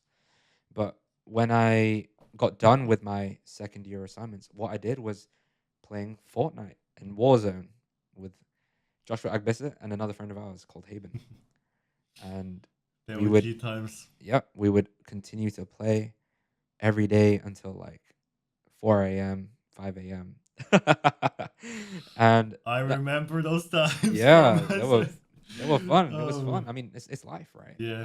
We had nothing else to do. It was like TikTok was blowing up like crazy, and then we would always just be playing on the PlayStation, and it was funny because we would have such deep talks like every night, like a podcast, when it Yeah. comes to playing games. And we had the idea. I was like, why don't we just start a podcast for fun? So we did. It was called the PS4 AM. It's on For Josh's. real? Yes, it's What? on Josh's. PS? It's on Josh's It's crazy. SoundCloud. That was the name of the podcast. We only had like 2 No episodes, way. and we just talked about life, No and way. we talked about just girls as well. Actually, at the Is that time. still up? Can Yeah, people out here still? That's crazy. this is crazy. Yeah, I've never guys, actually go mentioned watch this. this. I've never mentioned this. And It's then crazy. it's gonna be crazy. I'm probably gonna listen back to it after this now. But unless Josh has taken it down, but it's probably not. Anyways, so we did that 2 episodes, which is for fun. It's audio only. Mm. We did, and then yeah, that was like there was like one day where we won on Fortnite, we won on Warzone as well, and then I look outside my window, the birds are chirping, sunrise. I was like, what the fuck? I won, but at what cost? I can't Yeah. live like this anymore. Like it's the same thing because we didn't know when What the was your pandemic was age going to end. there? How old? How 20. old were you at this point? 20. Yes, All I right. was 20 years About old. 20. So then I was like, you know what? Let me do something about this. I've always been a creative person. Let me tap back into my creativity and learn how to grow on YouTube because I've always wanted to be an influencer. I've always wanted to live the YouTuber lifestyle. I was very heavily influenced by the American YouTubers growing up. For example, do you know who Ryan Higa is? Never No? heard of him, unfortunately. I'm, Yeah. I'm a bit younger than you. You gotta remember this. I don't know these OGs probably. Oh, yeah, true. Damn, I forgot you were 18. I'm eight. I'm like seven years apart from you. Holy. Crazy. That's a ton, bro. That's a ton. different YouTubers at the time. Different. Yeah. Definitely. Yeah, you're literally the same age as my little brother. Wild. That's And crazy. anyways, so back to what I was saying. Yeah, so YouTube is like that, and then the Sidemen as well. Sidemen were I grew up I watching know them, of course. and I actually liked Logan Paul and Jake Paul. They were very hated, He- but like Alright. David Dobrik, these guys like they're pioneers, bro. Very Did the Pauls already made content back in the days there? When yeah, you bro. were They've been making content on Vine since they were Crazy. 2014. crazy? And anyways, so I grew up watching these guys, and I was like, I want to be a YouTuber. So I then learned how to make a YouTube channel. And the funny thing is, I used to post YouTube videos when I was younger, playing Minecraft, and the video is still up on my channel. In terms of the first ever video I made, I was 10 years old, and it has 106,000 views, I believe. And it was teaching people how to record their screen whilst on the iMac, and it went viral, which is funny. And the comment section is also funny, and they were like, "Oh, yo, this kid's amazing! Wow, oh my god!" I And had to then look through that. I sound like a little girl on my YouTube. It's so cute, bro. It's so cute. It's like mini Jirrove talking about know. tech. It's just Crazy. the best thing Oh, you can I watch love today. tech YouTubers. I used to watch unboxing videos all the time. and Yeah, tech bro. reviews. I loved it. I was a geek, tech geek. But yeah. So I was watching Ali Abdaal. He was Yeah. he was very great at what he did, and he had a free Skillshare masterclass as well. So I would always watch his videos, and then I got hit with this ad of this guy with traveling the world, beautiful women, making a lot of money, nice cars, flashy lifestyle, and I kept skipping the ad. I was like, oh, this guy's a scammer. He's just trying to sell a course. And then that ad kept playing over a 2-week period, and on the 20th time, I decided, you know what? Let me watch this full ad. I kept getting hit with it, and this guy started talking about, oh, you can help businesses grow on social media and get paid Yeah. for it. SMMA. I was like, whoa, what's this? And then I looked at his channel, and then I started watching the videos. I was like, okay, helping Yeah. businesses, and you can still help them even in COVID. I was like, oh, that's cool. And yeah, lo and behold, it was Iman Gaji. So I really Yeah. loved his The circle story. closed there. Yeah, his podcasts, I would watch them. I was like, oh my god, this is sick. I want to be able to do this. This guy's so cool, and I wanted to join his program, but I couldn't afford it. But then I, yeah, ended up just finding that £15 ebook community that I told you, Yeah. and then from there From there. started to scale up, and then yeah, I in the first year of business, I did pretty decent. I got to a 6-figure run rate, but then I lost everything. So during this period, final year of uni, like going into final year of uni, I've already started my business at the age of like 20 years old, and I had already. I wasn't seeing results in the beginning. It was very hard. Like, I think my first client paid me like £300, and it was my local barbershop because he had a coffee shop and a barbershop, and I just did the videography and did some edits. Yeah. And I then mean, we yeah, all start we low, bro. we all start from somewhere, and yeah, that was my first like local business client. I was like, oh fuck this local business stuff, like it's not gonna get me anywhere. So then I transitioned to try signing ecom stores, and then I still remember it was late November, I believe, when I signed my first client, and it was a ecom fashion brand, and I closed the deal for like $1,200 a month for my first So ever deal. I was like, yo, I felt rich as fuck. spent it all the Yeah, and next then day. I started All the getting clients. 1,200 gone. Well, not that yet. So I started getting clients November, Yeah. December, January. I was signing clients. I was like, yo, this is sick. And like, I was still at uni. So I grew up broke whilst I was at uni. There were moments where I would cry because of how broke I was. And whilst I was at uni, like before starting the business, I was working in part-time hospitality, so VIP hospitality. So like sporting events, concerts, and stuff like that. I would work in as a waiter or a bartender, and I met plenty of cool celebrities. And I was always motivated. I was like, one day I'm gonna come back as a guest and be able to afford to go to these events. So being able to go from making money that way to then the online space was like insane. I was like, oh my god, like everything's starting to come together. But I went down the bad rabbit hole of when I got back into London and everything opened up. I moved into a London penthouse at the age of 21, and I was with a bunch of friends. And yeah, shout out to Kasim, one of my day ones, literally one of my day ones in business journey, and a bunch of other guys like Marcus Hustle was also there for some time. And that period was like some of the most fun I've ever had in life, genuinely, because I was making, even though it was a small amount with business, but like for me it was a lot. Like it felt amazing. The guy that's making money while still studying, and then I was the guy that was also kind of popular at uni. So I love parties. Not gonna lie, like ever since I was at uni, and Straight up honest. yeah, bro, I love to have a good Yeah. time. It's, Work hard, play it's harder. great. It's great. And Yeah. since a lot of my entrepreneurial online friends didn't know many people in London, I would be the one to host the parties as well. So I went down that bad rabbit hole of just partying, girls, and I still managed to prioritize my university work because I managed to graduate with a first class degree in economics, which is the highest grade you can get. And One question. oh yeah, Why did you continue university when you were already making money? Was it Because I was just in for my final year. parents, I was like, I only or have a was it few all months right? left, so I was like, All right, might as yeah. well. If I was in first year of uni, I would have probably dropped out.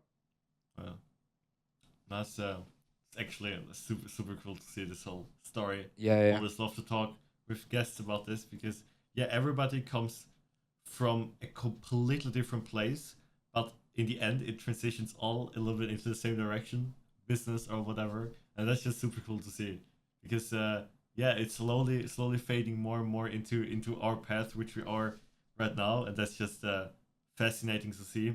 Actually, you mentioned Ali Abdal, which is super funny because he was one of the first guys I was watching when yeah, like self improvement. When I've got into self improvement, I was I think 14, 15 years of age, and yeah, then from self improvement for about a year, and then transitioned into business. Of course, Ruri Ohama was also one of the girls which I watched at the time. It's Who? just Ruri Ohama, just also Oh, self yeah, improvement. yeah, yeah. Yeah, she was one of the first ones with Ali Abdan and some other which I watched at the time. And it's just super cool to see where these people are at now. Most of them still do the same work, similar work which I did back in the days. Just content creation, scaling from there. But yeah, the circle close from there. I mean, for you, it's yeah, all around. I mean, you had all the highs, all the lows. And yeah, that's just what's required. And cool to see what your highs and what your lows are because I feel like they're different for every person because every person has different journey, different interests. But yeah, you definitely come from rock bottom. I mean, you didn't have Yeah, any big financial support. You had to, yeah, skills, connections, money, everything, yeah, to get by yourself, which is yeah cool that you made it to somewhere. But yeah, I'm 100% certain that you're gonna go much further than you I are now. appreciate you, bro. I mean, I Likewise. also see. Yeah, I also see your potential. I mean, you're still not using every bit of it. I mean, everybody doesn't. I feel like, but yeah, you can go far, bro. Yeah, no, I No, appreciate you, bro. really. Yeah, you'll be coming along the way with me as a leverage Of creator, course, bro. bro. Type shit. Super leverage. Yeah, that's just the way. That's just the way you gotta go. Yes, sir. I mean, no matter if it's leverage creators or some other group, um, I actually suggest to people out there to be on a one-on-one mentorship and in a group. It can be the same thing as it is with you right now, but I actually it's a really cool split because you have the one-on-one support.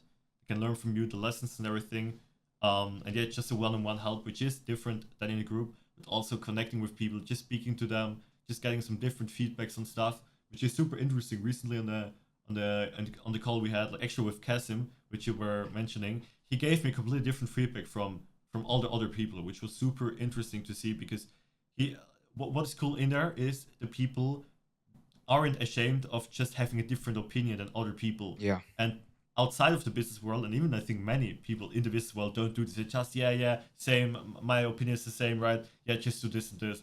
But he mentioned no, I'm actually not in the same opinion as the others. I would do it this and this. That's just super cool to get, which you don't get anywhere else. That's why I would just advise you to do this kind of split, just a Mm-hmm. one-on-one 100%. and the inner circle, or just like 10, 20, 30 people in a group where you can just chat and text to each other.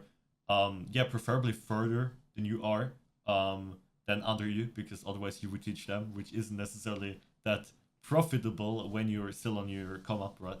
But yeah, that's a bit of my advice to the people who are just starting out to get into a mentorship. Mm-hmm. But yeah, I mean, let's slowly wrap it. I mean, we've been Yeah, talking bro. for, We've let's been see, speaking for a while. We yeah, could yeah, go in for hours, but we'll have to save yeah, it for another hundred time. percent. I mean, let's definitely do an episode two. Was super cool, definitely We'll do already. episode But 2 actually, in person.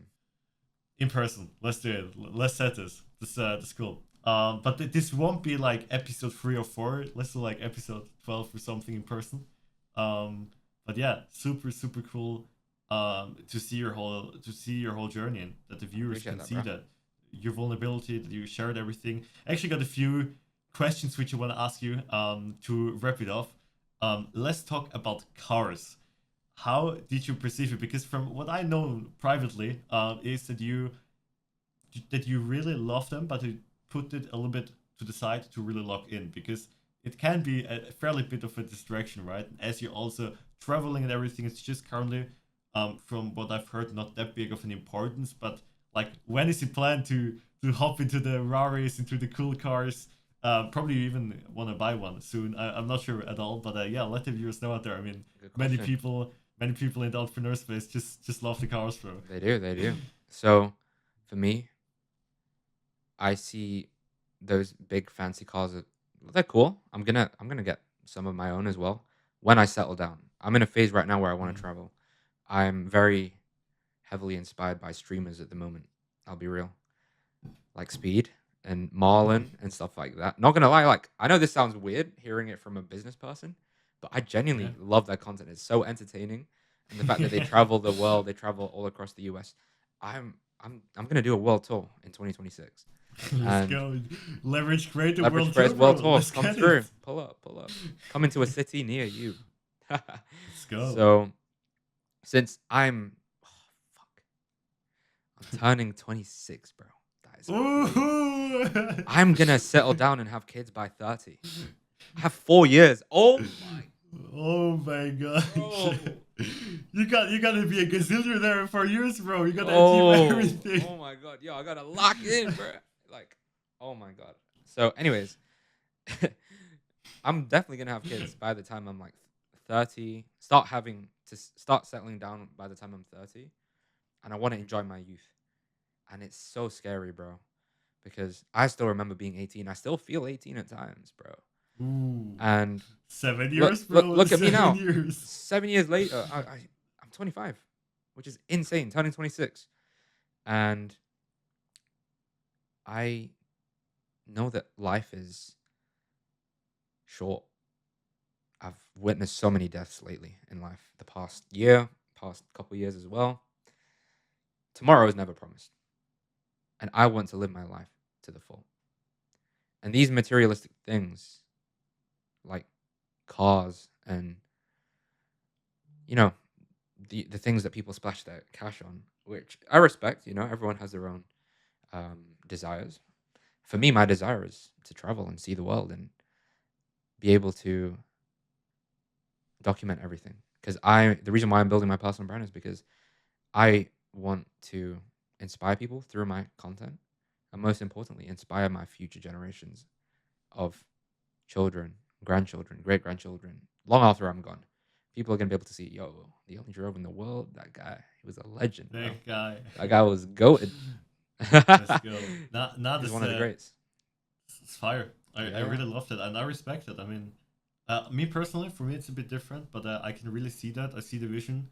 Yeah, and I'm happy for you that it's working out like this. Hopefully, I mean, yeah, settled by 30 is definitely achievement. You gotta definitely work towards that yeah, because yeah, there's always, I feel like, even for me now, I mean, I'm 18, and especially for me, I am always a little bit like pulled by the saying, enjoy your youth. But I, of course, like, it's like just priority to achieve my dreams. But I feel like when I'm yeah, listening to people who are older than 30, even older than 25, many of them would have just enjoyed the youth a little bit more. Doesn't necessarily mean lock in less, but just, for example, when yeah, live a little. When you have an evening where you don't necessarily got to do this and that, then just do it tomorrow. That sounds super lazy and super yeah, unproductive, and I get that. But I think when you have the time and when you just work throughout the day and wake up a little earlier, so you just have a whole evening where you can just whatever play games, go outside, or even like pre-work for a few weeks, like really really hard, a ton of hours. Then just take 1 week, just go to a different city with friends, with business people, meet them up, whatever you want to do, but just try to try some things out when you're young because even for me, it's not just a struggle to manage that because I wanna lock in, I wanna achieve my dreams, but I still see the many people who have achieved their dreams, which are pretty similar to mine, that they yeah just say, yeah man, just do this and that more than you do when you're 30. But yeah, it's a journey, bro. It's a way. Everybody goes their own way. And yeah, it's just cool to see all the different journeys. I mean, for you, what would you say? I mean, now you're we just go over your age again and again. Now you're 25, Jirove. what would you say 20, 21, 22? Did you enjoy your youth like you wish to now? Or would you do something differently at the time? Great question. I wanted to add on the previous topic in terms of like cars. I've already like been in Lambos and Ferraris, and they're cool. They're amazing. It's very motivating as well because I know that I will end up owning some in the near future. So that's why like traveling will allow you to have flexibility and freedom because you can have the taste of what life could be like if you locked in, and that could be your life. Like, for example, I've stayed in multi-million dollar villas. It's funny, even going back to the conversation of I didn't have those close friends. Do you know, like when you go on a lad's holiday when you're 18, right? You see people that go to Zante and Ibiza and stuff like that. Like, I never experienced that. Like, I saw friends that were at my college at the time. Mm, They would go on the holidays with their like friendship groups, but I never got invited to stuff like that because I never built that close relationships with like a small circle. And the funny thing is, my first version of a holiday with friends was staying in a $10 million villa in Marbella with Serge and the rest of his clients. That was my that's cool. first experience. So I sacrificed me being like 18 and super social and stuff like that and going on holidays like because I had no choice. I didn't even have the money, which is probably why I didn't even get invited in the first place. But since God has his perfect timing for everyone, my timing was that. Like when I was 22, I went on my first like holiday with friends, and it so Mm. happened to be a very good one with some great people. Yeah, So back to the question of what was the question again? Sorry. you're good. Let's even do it in general. In Would you general, change would I something? change Would you something? change? Would you change something on your whole journey? No matter if it's now what the question was, in regarding of having just the freedom to do something which you can just do in your youth, which is just like more fun in your youth. For example, playing games at 20 or at 18 is much more fun than when you're doing it at 35. Yeah, And yeah, yeah, yeah. I will put a stamp on that. You know what I mean? Even though I'm not 35, And but that's just partying right now is more exactly. That's fun just than when you're 45. Yeah, yeah. exactly. So I'm not at all a party. I've never did it, and it's just like for me not a thing. But I have, of course, many people, especially in the business space, who do that. Especially like also you now here as you're the guest. And I mean, I feel like when people party at 20, at 24, it's just more fun when you do it like 34, 34, 35. It's just bro. You're just like you can't really move. You can't really get the dance moves in. It's just like not the same anymore, Yeah. right? And it's just like yeah, I feel like those experiences are just like um Enjoying, much more enjoy much more like when you're enjoyable, you. yeah, Yeah, yeah, when when you're you're young. younger. And I just want to ask you that in general or in this topic, would you do something differently on your journey, Mm, or would you say I'm happy how I did everything, and honestly I would good do it question. exactly the same again? One thing that I would definitely say is I don't regret anything in terms of what I've done because it was meant to happen. But if I had the power to change things, I would change things. I would start a lot younger in terms of Yeah. business and taking risks. That's for sure. Yeah. So you're very fortunate in that position that you have time and age on your side. Mm. I would start posting. I wish I started posting at a younger age, like even when I was Mm. your age and documenting. Because, Yeah. bro, if I had, imagine if I had the personal brand I have now. Like, I don't even have a big personal brand. I'll be real, but imagine if I had already had the momentum and the social proof at a young age of documenting my journey, providing value to people. I would be light years ahead of my competition. I would be light years ahead of me right now, which is why I'm so passionate about teaching this Yeah. and helping the next generation of people, of entrepreneurs. Yeah. And I would definitely be a lot more consistent because, for example, when I was making, started making a lot of money, I didn't post anything, bro. My first 6 figures didn't require content. It's a different Mm. time because you need content right now. You can't get away without content. Back then, you could get away with it, which is why I wish, even when I was 21, that I made content at the beginning of my business journey and consistently stuck to one post a week. If I had just done that, bro, life would be different. Which is why it's low-key never too late, but at the same time, just start now. The best time to start anything was yesterday. The next best time is now. So build that personal brand and start providing value to people. That's what I wish. If I had to change one thing, it would be start consistently posting content from the beginning of my journey. That's some heat. That's literally it. Like I wouldn't say any crazy advice. It's literally content is the most powerful tool and asset that humans can use. Literally, think about it. That's heat. Everything in this life that we live is content. Yeah. The news, when you go and buy things, you watch it. Everything. Everyone uses social media, and everyone consumes content. So you need to make that mindset shift of not just being a consumer, but also being a producer, because those are the ones that are winning in today's creator economy. And I used to say this quote all the time, and my business friends used to make fun of me for it because I used to say it all the time last year. But according to Goldman Sachs, the creator economy is worth $500 million. By 2027, 2028, it's set to double and triple, right? Or whatever the statistic is, I've forgotten now. And you're good. That's yeah, super. It's like you might as well take a slice out of the cake, and the way in which you do that is content. And the beautiful thing about having a personal brand is you don't need to go viral, but it does obviously help a lot if you go viral for the right reasons. You don't want to go viral for the wrong reasons. Yeah, that's so true. Honestly, I personally don't live in regret. I don't like to live in regret, but as you, if I would have the force to change something, even like pre-business, 14, 15, to document my thoughts. At the time, it was streaming at 14, 15, transition to self-improvement. This whole year of self-improvement, even like on gaming times, just my thoughts, because at the time, my life wasn't just playing games and going to school. I had many interesting thoughts at the time, right? And not even to post it, especially like at 14, 15, but just to have it recorded. Yeah.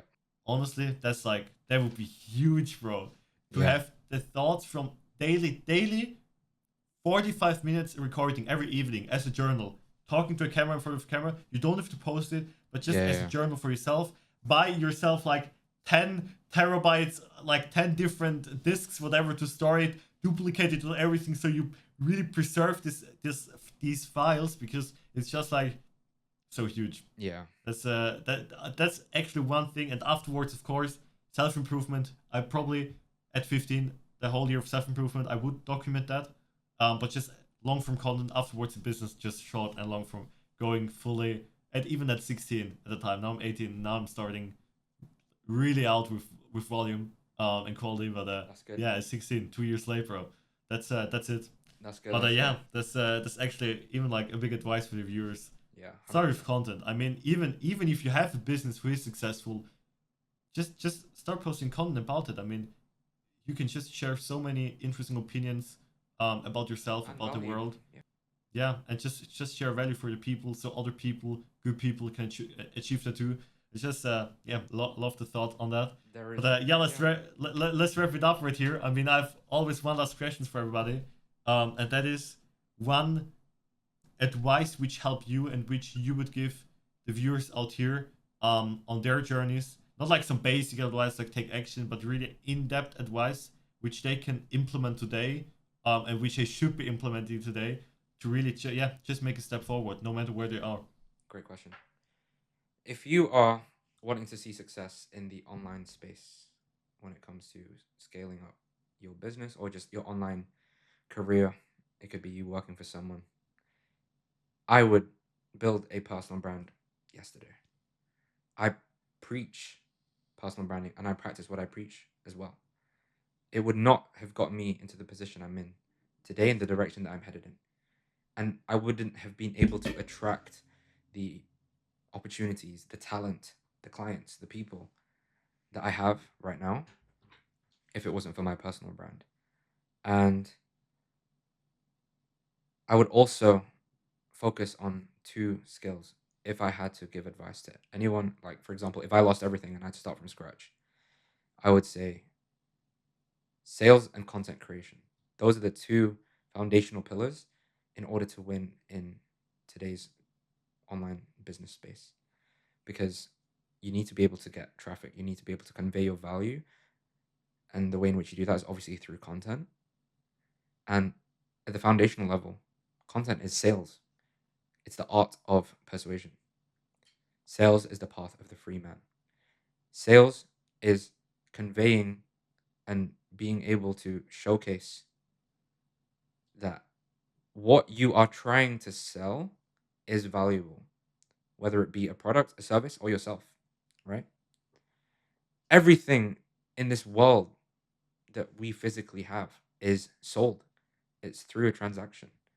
And if you don't know how to articulate well, if you don't know how to convey your value, how do you expect to survive and win in this game? Sales is a huge asset.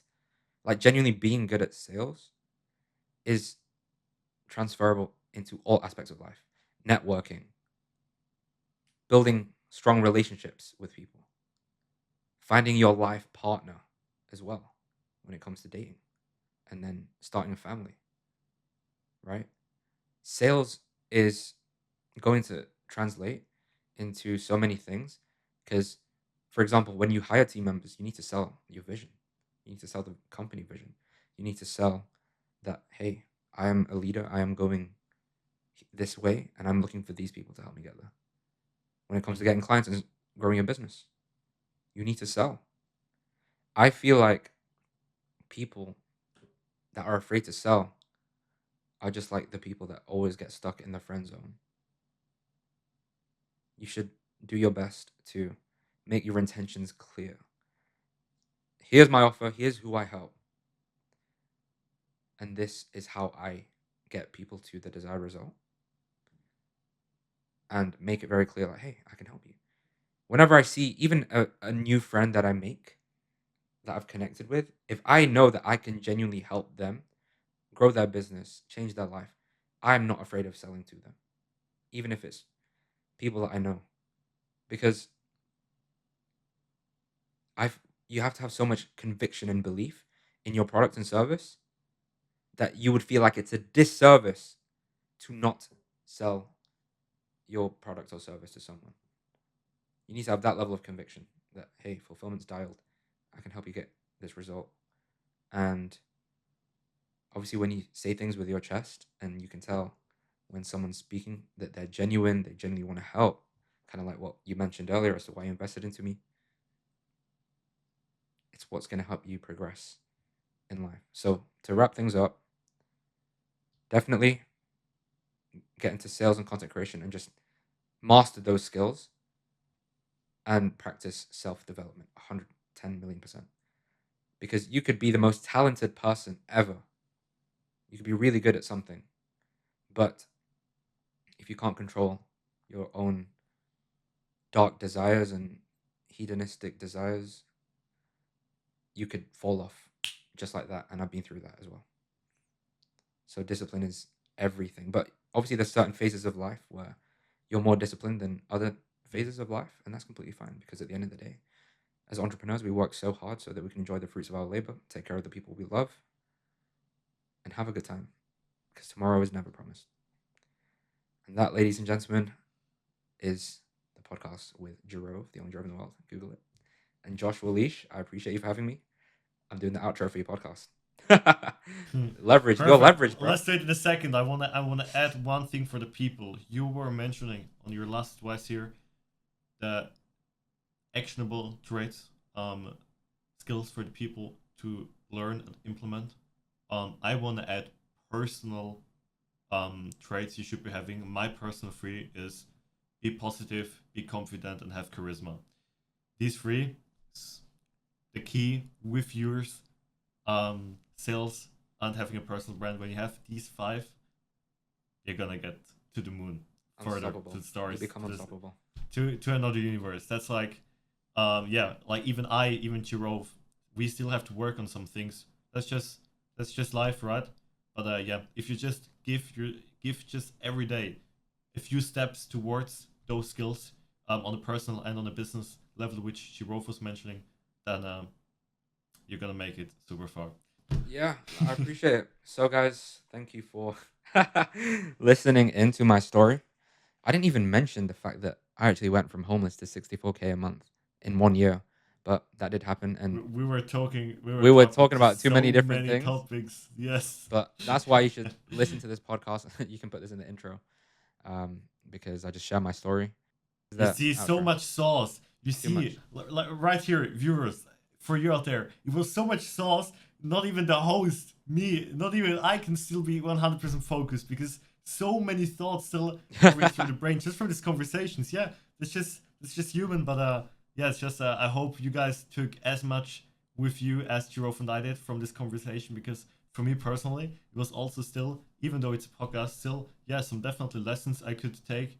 And yeah, I will also implement on a daily basis. I hope you, Jirrove, could also, yeah, take some things with you as a guest here.